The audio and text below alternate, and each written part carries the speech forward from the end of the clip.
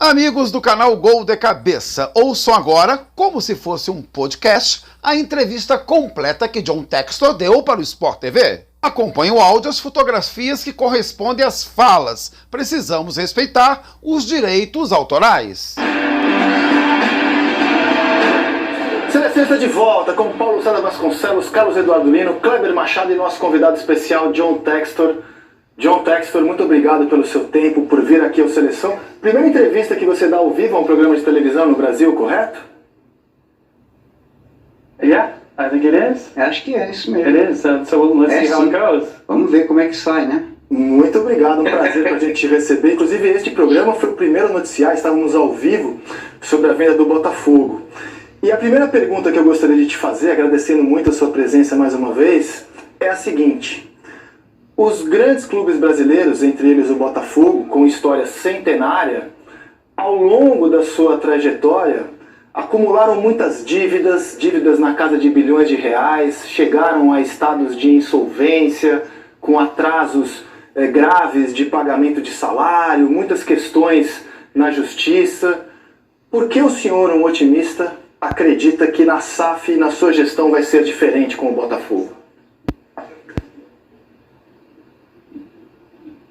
Well, I think people in Brazil and the Eu government acho made a que decision to open up the as world pessoas no before Brasil, I no came. governo, So, no if you governo look at those decidiram se debts, abrir para o they mundo, seem huge, do meu mundo. kind of in the scale Essas of dívidas the Brazil parecem economy, muito based on grandes domestic na revenue, escala da domestic economia revenue brasileira, receitas que a gente vê na televisão e tudo. As dívidas vão se tornando intimidadoras e fazem impressão. Mas o Brasil agora tomou a decisão de se abrir ao mundo e você começa a comparar essas dívidas a oportunidades e equipes do tamanho do brasileiro, do Cruzeiro e do Botafogo. Não foi eu que inventei, né? O governo, aqueles que mandam no esporte, tomaram essa decisão de abertura. Então, a oportunidade global de realmente clubes muito grandes que podem ser respeitados no mundo é exatamente isso. Isso é a minha oportunidade de entrar em algo muito forte de uma maneira acessível. PC? Senhor João, boa tarde. Marcou muito nessa sua chegada ao Botafogo. Logo após a vitória sobre o Fortaleza, no Newton Santos, o senhor entrou em campo com a bandeira e ficou inclusive emocionado. Esses primeiros meses administrando o Botafogo, o que mais o senhor tem visto de forma favorável e olha dizendo assim, valeu a pena porque o Botafogo está me possibilitando eu viver determinadas experiências que talvez eu não tenha vivido nem no Crystal Palace, por exemplo?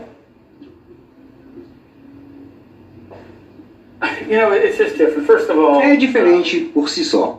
Primeiramente, eu me enganei aquele dia. Eu não sabia que aquela moça estava no rádio. Eu pensei que ela estivesse no rádio. Eu não sabia que estava sendo filmado. E o meu irmão estava brincando comigo durante muitas semanas após aquilo. Naquela noite, tudo se desvendou no estádio. As emoções antes daquele jogo.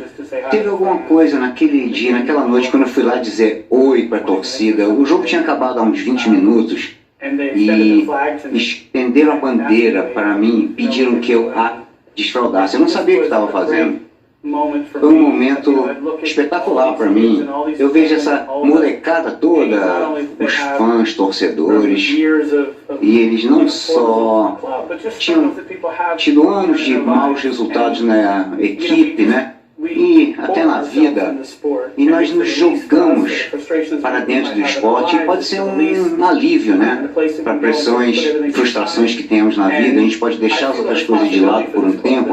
Eu sinto uma responsabilidade por esse clube que eu não sinto pelo Crystal Palace. O Crystal Palace tem um presidente muito capaz, no Steve Parish, e ele me disse o que é ser rebaixado todo ano, de sonhar com a ascensão e tenho medo de ser rebaixado. Eu não percebi isso bem até ver que isso era minha responsabilidade no Botafogo. Seja lá por que razão, isso me veio como uma oportunidade. Eu vi como uma época de transformação no Brasil, com a nova liga, com o convite de capital estrangeiro, capital saudável, gente que quer entrar e participar.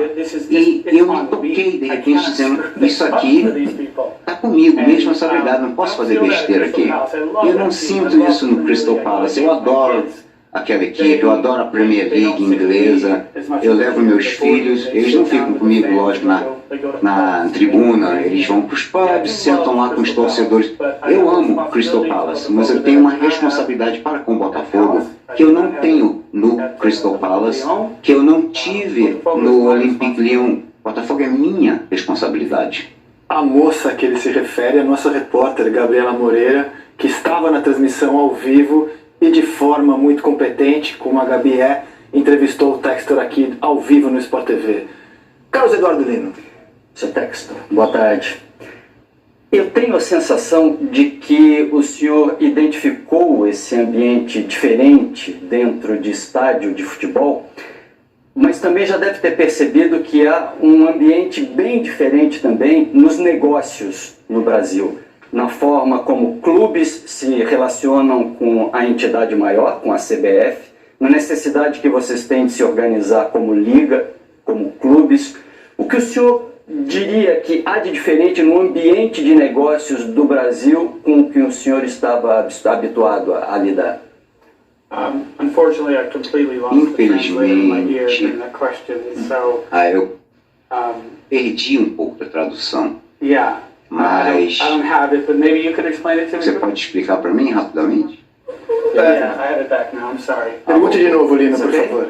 Ok, vou perguntar sobre o ambiente de negócios. Os estádios são diferentes, mas o ambiente de negócios no Brasil lhe surpreendeu de alguma forma? Não, eu já, eu faço transações comerciais no mundo todo.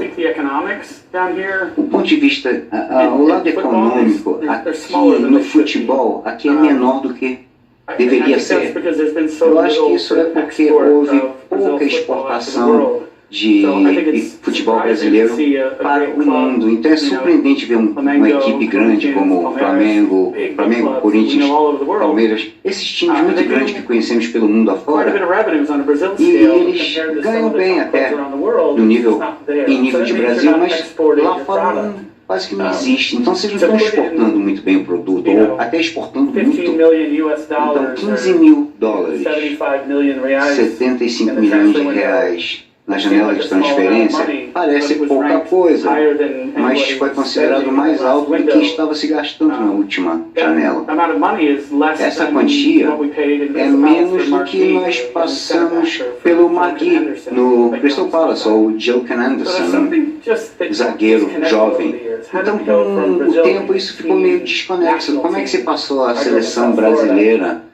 Eu cresci na fora, eu fui criado na fora. Todo mundo pensa em talento, buscar no Brasil e como um time de referência. Como fazer um link entre...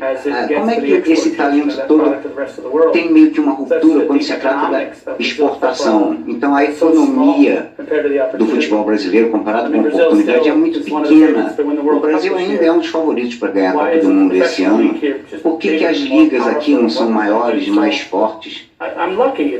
Eu posso me considerar sortudo, porque eu tive sorte, né? Eu não sou o cara mais rico do mundo, mas eu posso vir aqui, fazer a diferença, posso ter mais gente me seguindo, investindo em mais equipes, trazer mais capital dos meus parceiros no Botafogo. Eu estou muito empolgado em fazer parte disso. Então, o que me surpreende é como é que a escala do futebol brasileiro ser tão grande em termos de criatividade, técnica, a história e o desempenho contínuo dos jogadores brasileiros na Europa, mas do ponto de vista econômico, a liga é muito pequena, não faz sentido para mim.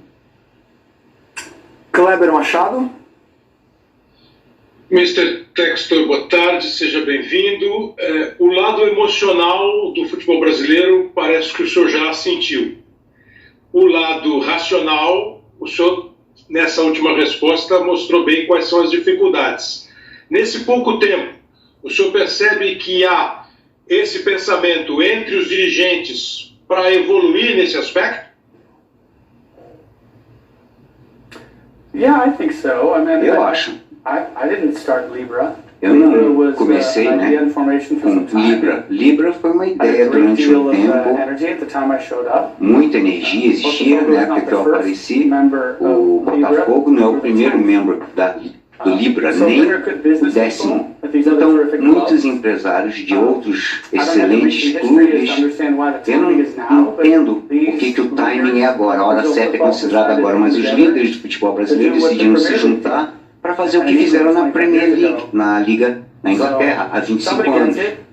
Alguém consegue, faz algo a respeito, o capital existe, o governo mudou as regras quanto à Sociedade Anônima de Futebol, SAF, talvez eu seja o líder do próximo capítulo, mas eu sou um seguidor, de acordo com o último. Eu acho que o Brasil está pronto, sim.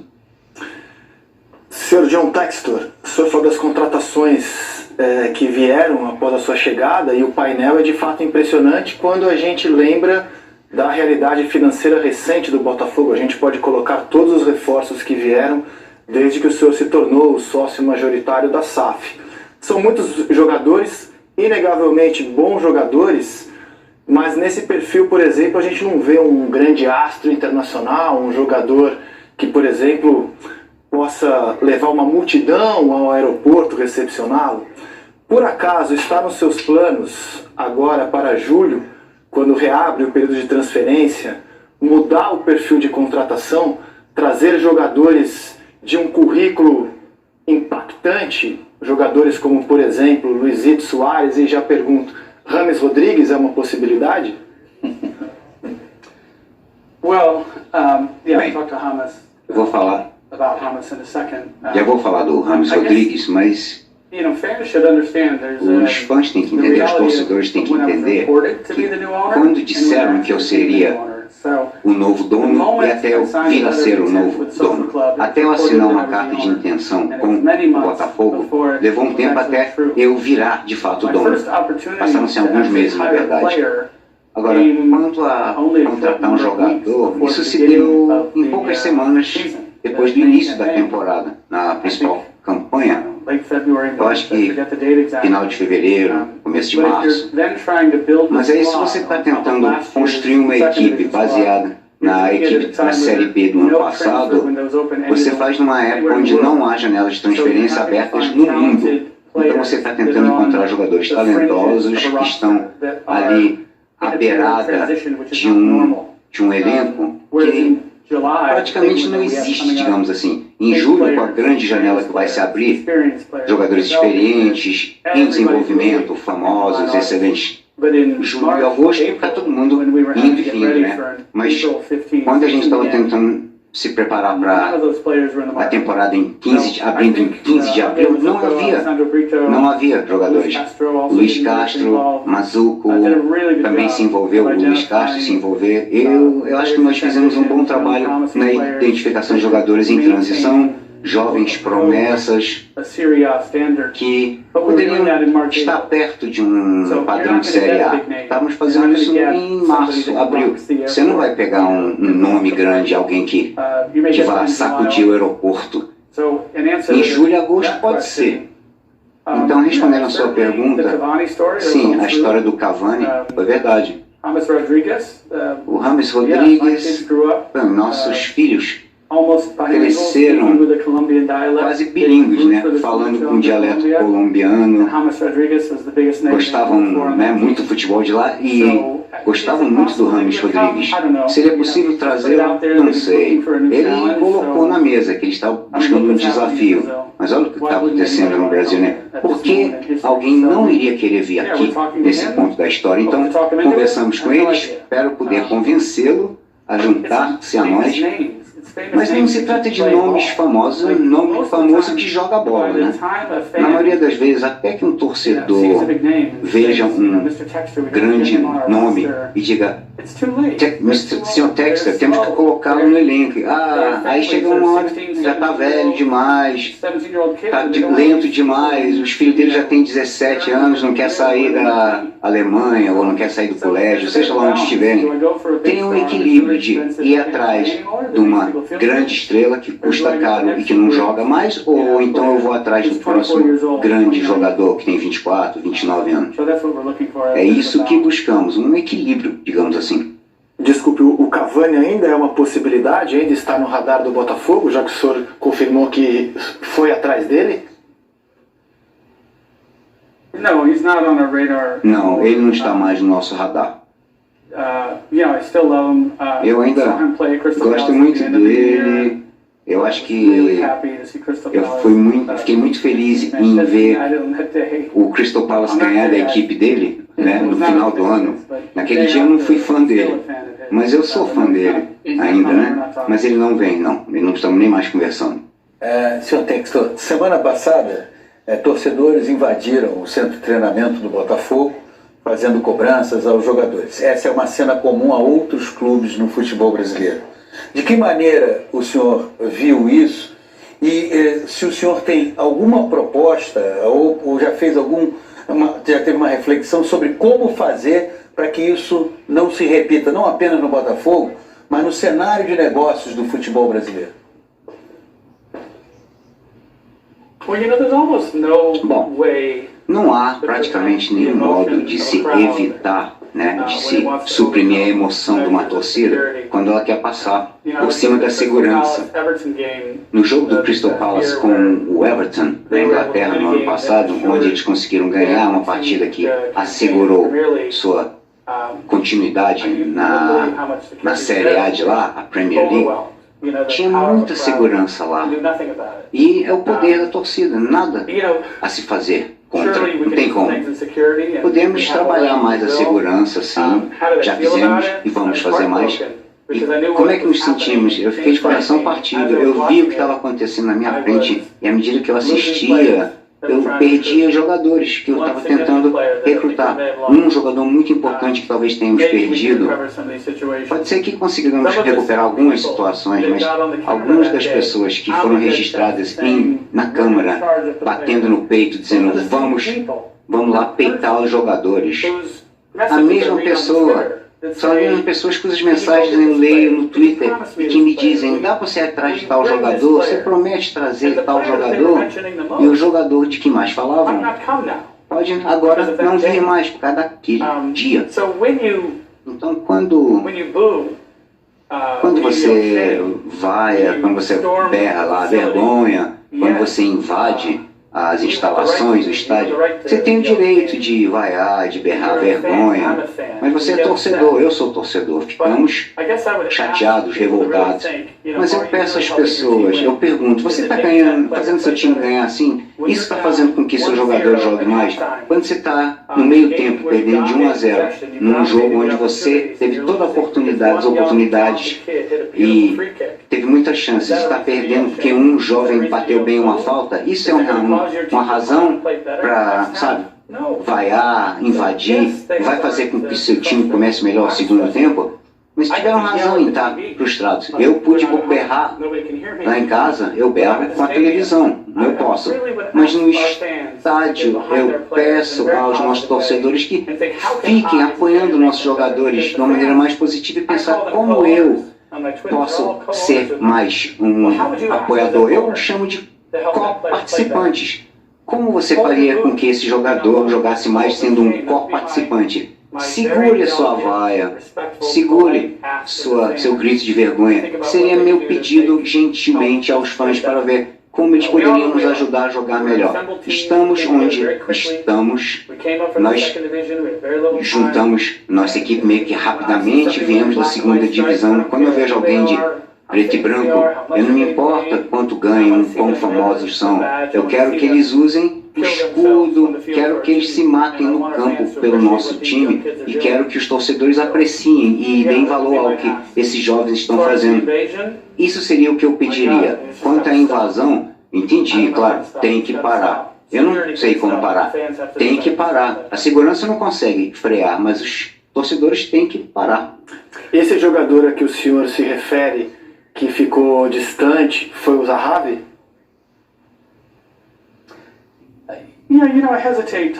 Eu hesito aqui em falar da pessoa, mas as pessoas sabem de quem eu estou falando.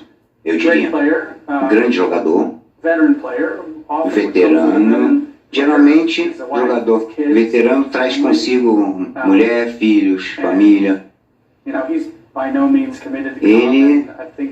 Ele não está obrigado a vir, já é público que ele gosta do nosso projeto, está gostando do momento, não só do Botafogo, mas do Brasil. Ele tem interesse, mas também já foi divulgado publicamente que houve questões de segurança, aconteceram com a família dele, outros clubes, isso já aconteceu com vários atletas. Eu não quero focar no Zahavi, porque está afetando toda a conversa que eu tenho agora. Toda a conversa que eu tenho agora com jogadores na Europa, aquela invasão foi transmitida de modo mais amplo do que aqui. É uma reflexão do que está acontecendo no Brasil. É uma péssima reflexão nesse momento. Mas, ao mesmo tempo, quando eu estava ali, vergonhosamente as lágrimas, mas do lado positivo foi assim demais, foi demais. Eu nunca vi isso no mundo do futebol, o que eu vi lá. No Crystal Palace disseram pra gente, John, nós temos grandes torcedores também. Como é que você pode dizer que são melhores torcedores, a emoção é maior no Brasil? Mas, sabe, o grupo chamado Homesdale Fanatics, que organizam a torcida lá do Crystal Palace e tal, imagina aquele canto de fãs cantando, os fãs ávidos. Imagina isso se replicando por todo o estádio. É isso que acontece no Brasil. É por isso que aquele dia foi avassalador para mim. E é isso que temos que mostrar. Não precisamos dessas histórias na televisão, passando pelo mundo todo, por causa de 12 idiotas com raiva invadindo o campo para peitar o time, porque assim ninguém vai se importar com o futebol brasileiro, não vão querer vir para cá. Então, se aprendemos com aquele pequeno momento, vamos tentar tirar o de positivo, né? Pegar o positivo. Esse é o meu trabalho. O senhor acaba de vir da CBF, onde foi conversar, até onde sabemos, sobre arbitragem. A arbitragem brasileira lhe preocupa?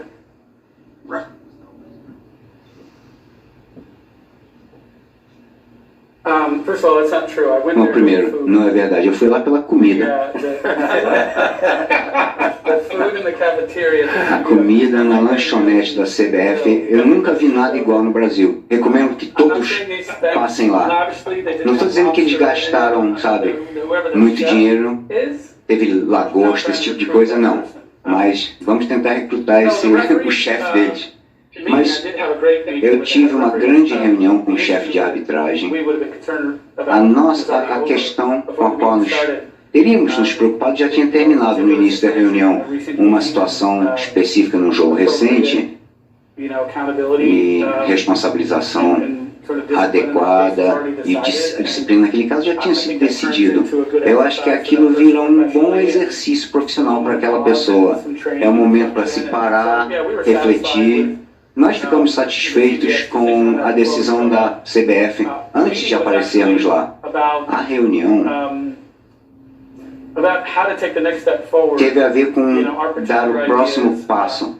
A nossa ideia é, se estamos criando uma nova liga, um novo momento, se pudermos pegar as lições aprendidas e levá-las pelo mundo todo, por exemplo, a implementação do VAR, o que eu acho que tem que acontecer é que os juízes têm que ser pagos como profissionais em tempo integral. Atletas têm que treinar entre jogos, os juízes também, os árbitros também. Tem tanta coisa que acontece num jogo que acontece pela primeira vez. Um juiz pode olhar para uma situação, a posição dos jogadores, do corpo deles, da bola, seja da mão até cabeça ou da cabeça até o gramado, coisas podem ser vistas pela primeira vez por causa da variabilidade do futebol. Muita coisa pode ser vista pela primeira vez. Então, ver entre os jogos como os juízes estão interpretando e executando, esse treinamento e essa prática é o que deve acontecer entre jogos. No Brasil não acontece isso porque os juízes têm outro emprego e têm que se preparar para o grande jogo com algumas horas de preparo. Eles deviam ser contratados em tempo integral, serem bem pagos, deveriam ver filmes para melhorar entre jogos. Então tivemos uma boa conversa sobre a arbitragem no Brasil, e é isso que eu acho legal do Brasil. Podemos limpar a mesa e começar do zero. Eu sou o cara novo, aprendendo muito sobre o Brasil. Eu posso dizer para vocês que os líderes desses outros grandes clubes, eu acho que o torcedor brasileiro tem que estar bem feliz. O futebol brasileiro tem muita gente inteligente por trás. Então eles também podem ver a oportunidade de começar do zero, olhar para o futuro, aprender com o que aconteceu lá fora, melhorar o jogo, não só para o Brasil, mas para o mundo. Foi essa conversa que eu tive com o chefe de arbitragem e foi bem divertida. Kleber Machado? Sr. Textor, nessa primeira entrevista o senhor se mostra um homem muito bem informado, com conceitos de futebol, com a sensibilidade do ambiente e um homem de negócios, eficiente e bem-sucedido. E percebeu que o brasileiro tem pressa. No futebol, muita pressa. O senhor planeja um tempo para que o Botafogo esteja mais próximo do que o senhor pensou para o Botafogo?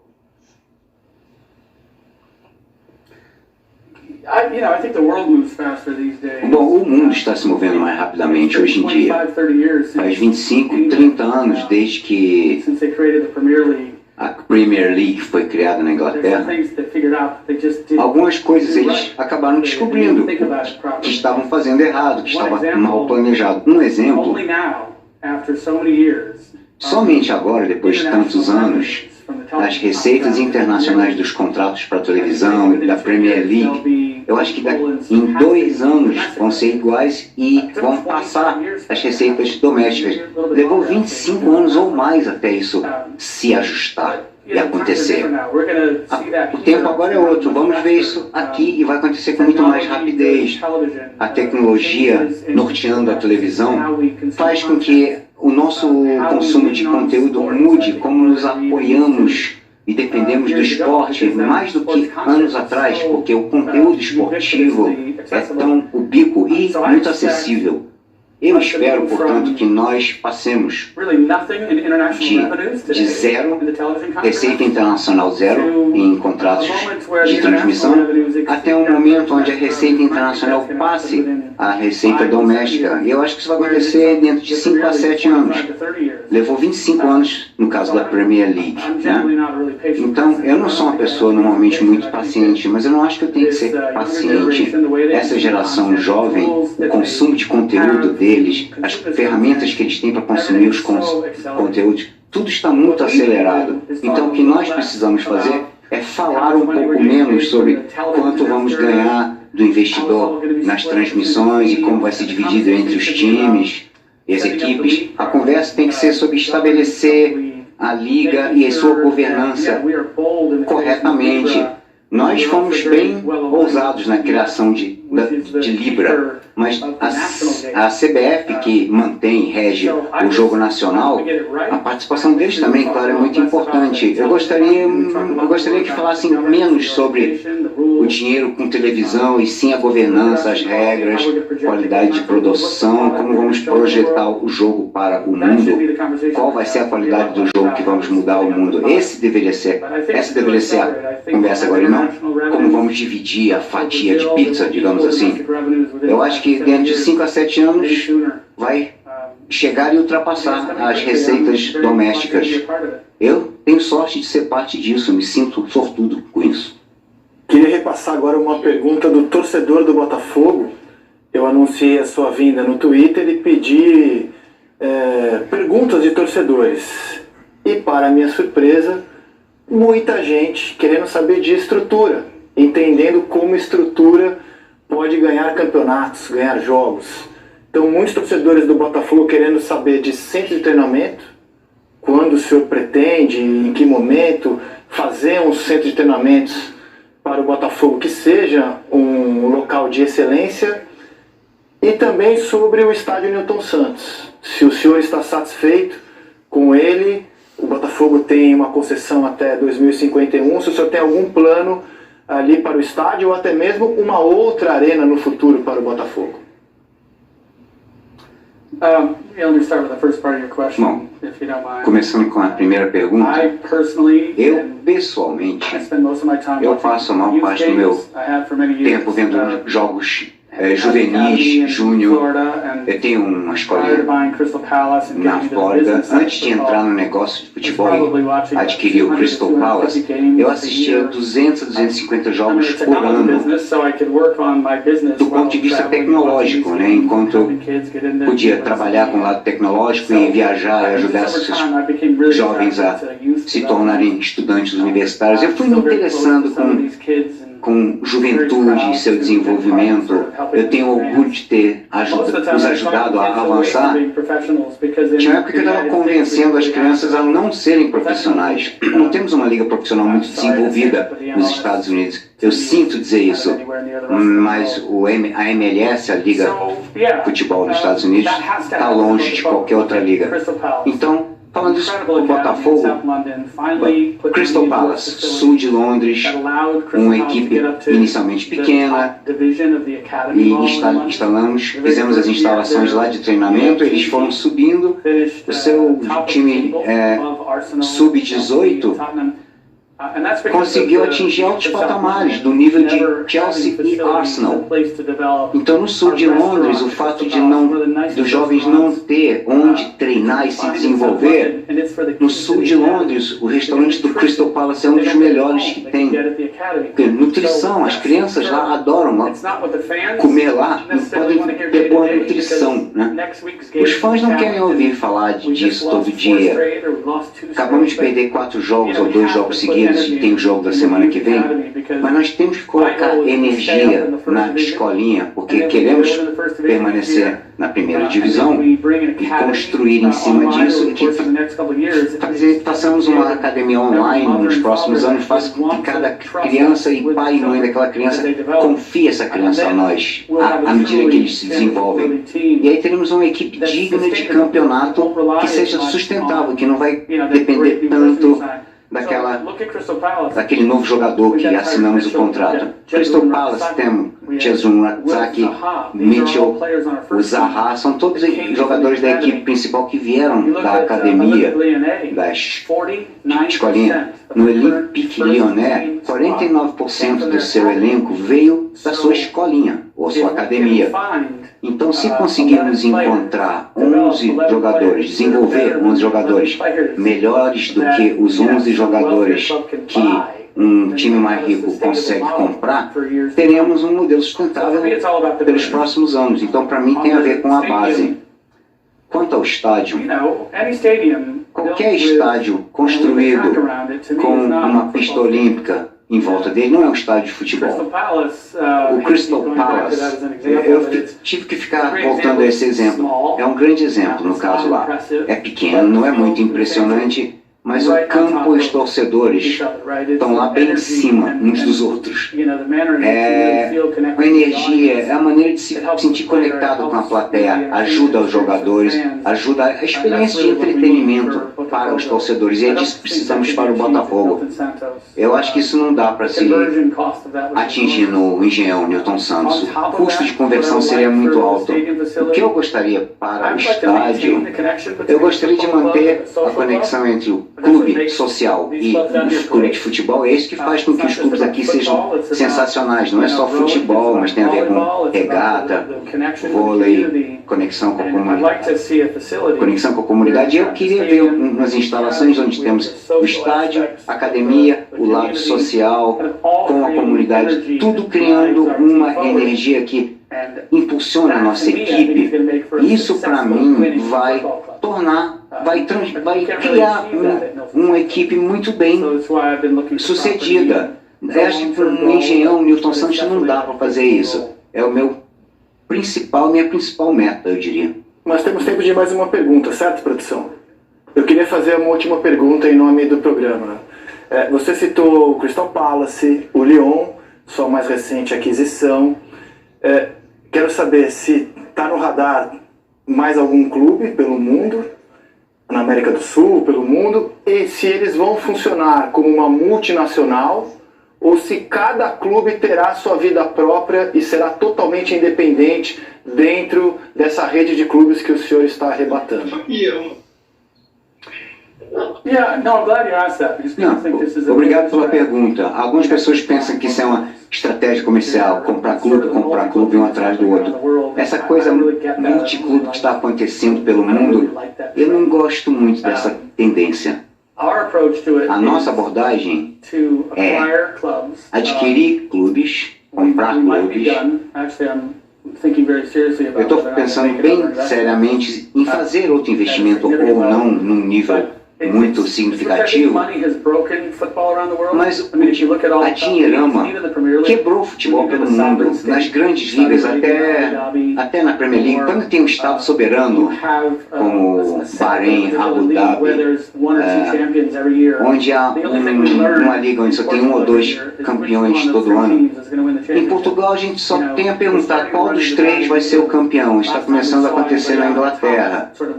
Toda vez que alguém que não era dos principais times ganhar a Premier League, a última vez que aconteceu isso foi em 2015 com o Leicester, que foi uma aberração. Então não há limites quanto ao que se pode gastar. Eu gosto da ideia de que ainda se trata de 11 homens ou mulheres, uma bola contra outros 11 ou outras 11. Há bolsões de jogadores como na América do Sul, Estados Unidos, que ninguém nunca viu. Não tem academia, escolinha.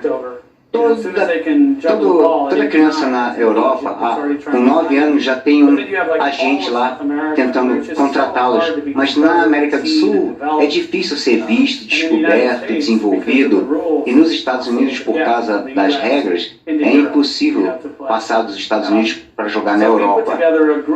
Então nós juntamos um grupo de equipes com as leis de seus países que podem se combinar para maximizar o acesso a meninos talentosos, crianças talentosas, a entrar para o futebol. Eu posso pegar um americano e levá-lo para a Bélgica, trazer um europeu para o Brasil, posso pegar um sul-americano através do Brasil, ajudar o Botafogo a ser vencedor e construir um caminho que eles queiram galgar para a França, para a Bélgica, para a Inglaterra.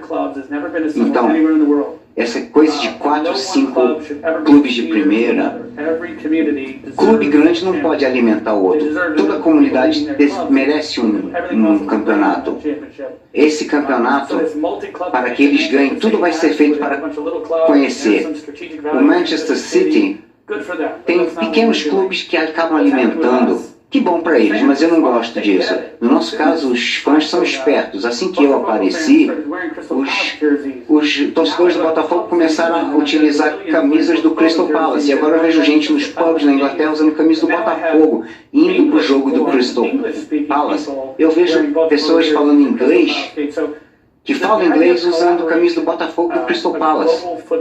Então, queremos ter uma pegada global de identificação de talento. Os torcedores já sacavam isso antes dos outros, já se chamam de irmão, já acontece com o Lyon.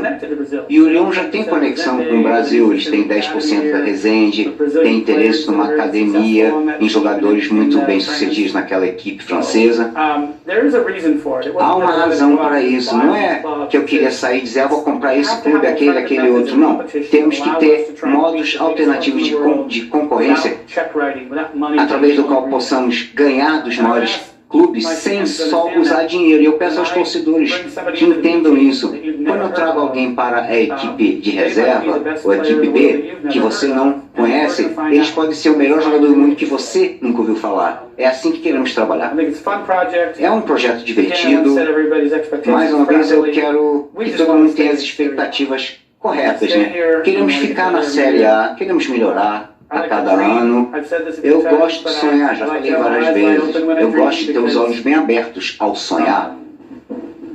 Porque é difícil ganhar de times como o Palmeiras, quando todo mundo tem um toque de bola perfeito, estão todos preparados aí para receber, passar a bola e até te deixam tonto se você não estiver preparado para isso.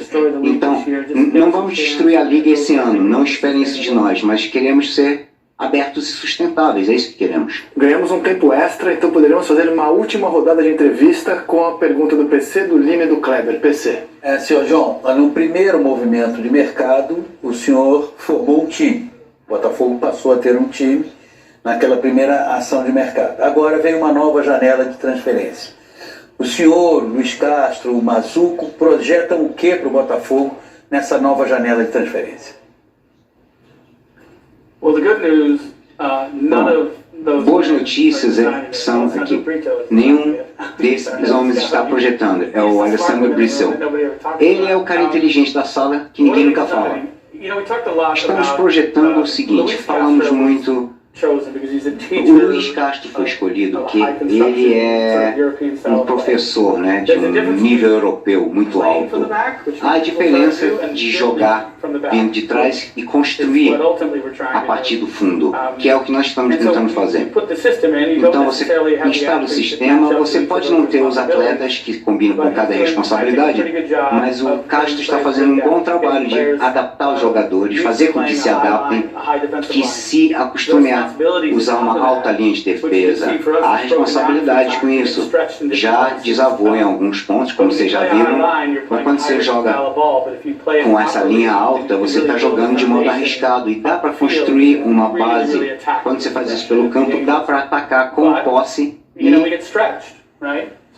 se dá bem, mas às vezes a gente fica esticado quando uma pessoa está fora da posição, outra pessoa sai da posição e aí acontece um Palmeiras da vida. Então, aprendemos muito sobre quem está jogando bem, sobre o sistema do Luiz Castro, a Academia FC Porto, né, onde ele esteve participando. Isso foi desenvolvido e levado para o leste europeu, Catar. Isso mostra como ele se adapta bem a jogar em diferentes ligas, mas com os mesmos princípios. Então fomos expostos algumas vezes e é do que ele precisa. Precisamos de mais força nas pontas. A frente continua sendo agressiva. Tem que ser mais agressiva. É necessário adicionar qualidade. Eu não quero falar muito disso, porque eu quero que todo jogador na equipe sinta que esteja no plano. O Keke, quem conhecia em fevereiro, abril, quem é que vem? Quem é que vem? Eles querem saber, o torcedor quer saber quem vem, vocês vão gastar com quem. Eu quero que todo mundo no elenco hoje se sinta o que ele tem feito e ganhe uma posição na equipe principal. Toda equipe, todo jogador da equipe B, nós colocamos 5 jogadores da equipe de reservas no time principal. Isso diz o que é os jogadores da equipe principal. Não estamos só aqui brincando de treinar, todo mundo tem a oportunidade de subir. Eu gosto de dizer aos torcedores, sim, estamos trabalhando na próxima janela, mas eu me importo mais que os meus jogadores ouçam o que sai da minha boca. Eles fizeram quero que eles façam a mesma coisa que o Saravia, o jogador, o Tietê e o Osayama têm feito nas últimas partidas. É isso que eu quero. John, você parece muito apaixonado pelo Botafogo, parece muito envolvido com o Botafogo, mas você não me conhece. Eu sou um homem de negócios e tenho muito dinheiro. Se eu lhe oferecer o dobro do que você pagou agora pelo Botafogo, você vende? Não. Não. Eu tenho 56 anos, eu me aposentei aos 55, é isso que eu faço, esse é meu trabalho na aposentadoria, eu trabalho muito na aposentadoria. Eu não sei o que mais eu iria querer fazer na vida, Eu cresci com pouco dinheiro, fiz dinheiro, perdi tudo, depois eu percebi que eu tinha que ajustar essa conta na vida. E não teve a ver com os dólares. Quando eu comecei a trabalhar por paixão e trabalhar com coisa divertida, eu gosto de trabalhar com coisas escaláveis no nível global, porque isso, no final, quando dá resultado, é muito bom. O meu sucesso financeiro, depois do meu grande fracasso financeiro em 2010, esse sucesso foi tão maior do que eu perdi, porque eu trabalhava com coisas que me divertiam, que eu gostava muito, e eu adoro a ideia de saber que eu posso ser parte do futuro de algo. Eu tenho um estagiário, um jovem, no meu escritório lá na Flórida. Ele faz as traduções, né, de português para inglês no chamado de Libra. E aí a gente fala, a gente está aqui na mesa para criar uma nova Premier League sobre a qual o mundo vai estar falando durante décadas e está acontecendo agora. É um privilégio fazer parte disso. Se alguém me oferecer mais dinheiro para esse clube, sabe? O que isso importaria? Eu não estou nem aí. Então eu vou ficar um tempo aqui, espero estar por um tempo aqui. Eu sou o co-proprietário da equipe, os outros proprietários são os torcedores e eu gostaria que me mantivessem aqui por um tempo. Bela pergunta ali no Kleber. E já que o senhor não vendeu o Botafogo, o senhor deve ter ido ver a história do Botafogo. Eu queria que o senhor me dissesse como é que o senhor entrou em contato com essa história brilhante de tantos craques, de tantos campeões do mundo, que é a história do glorioso Botafogo.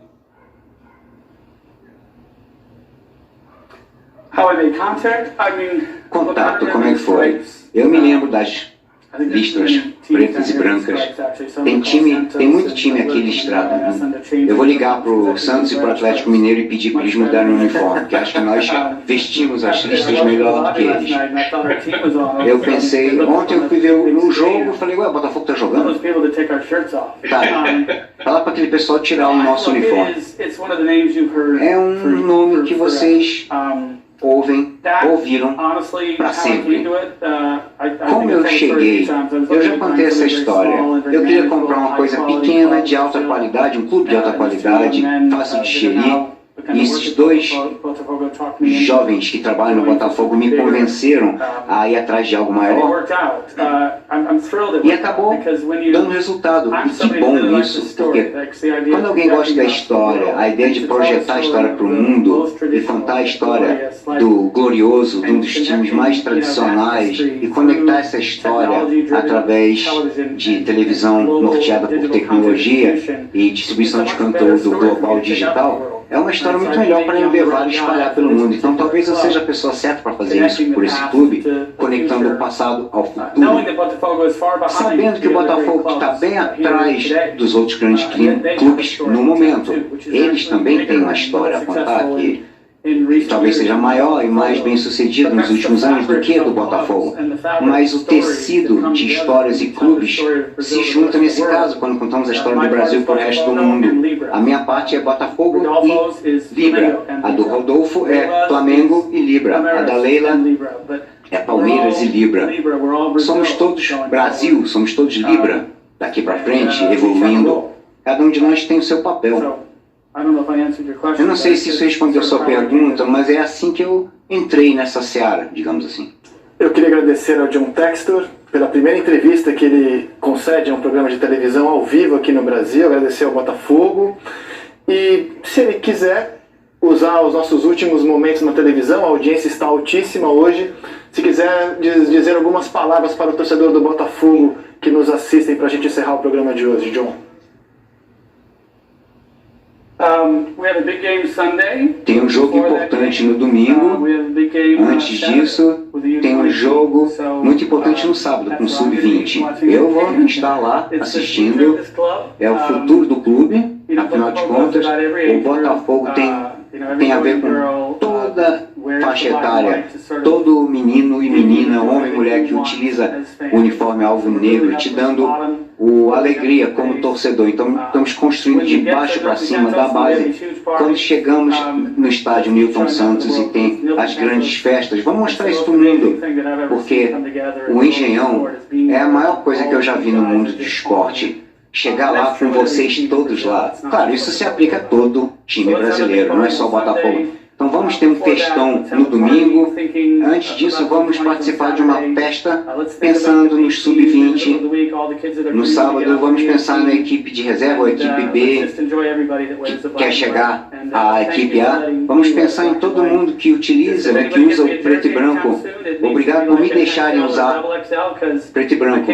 Quando me derem uma camisa, que sejam extra grande, por favor, porque eu tenho tanta camisa que eu nem sei mais qual usar.